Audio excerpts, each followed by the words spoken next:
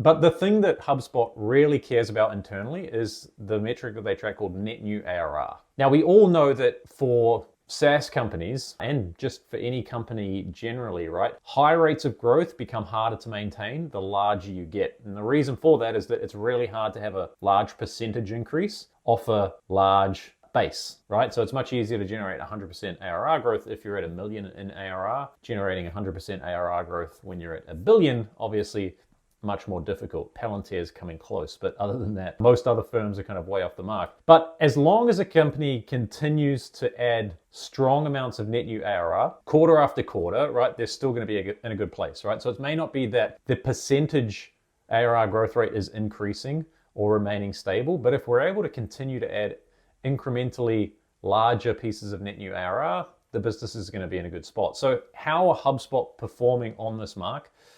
Well, actually, when we look at it, right, it's pretty flat. They've added about the same amount of net new ARR, give or take, right, year over year for the last 12 quarters, right? It's sitting somewhere around kind of that $450 million mark every quarter. Now, where this becomes super interesting is if we take that net new ARR added year over year and then layer on top the amount of sales and marketing spend that it took to generate that growth, right? So we can see in this chart here that adding 480-ish million in net new ARR used to cost them about 1.1 billion in sales and marketing spend. Fast forward to Q2 of 25, and that's up to about 1.6 billion, right? This chart, when I put this together, obviously I'm aware of this kind of metric or this idea, right? Is that like each incremental customer that you generate is going to be more expensive than the last, right? And the reasons for that are just like quite logical when you think through it. It's that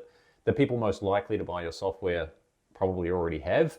And so getting someone else to buy your thing is going to be more difficult and therefore more expensive. But when you put these two charts together, it's actually quite stark to notice the step change that occurs, right? We're talking here from Q2 of 22 to Q2 of 25, 3 years, right? So across 3 years, it's costing them 50% more to generate $1 of net new ARR, right? Over just the last 3 years.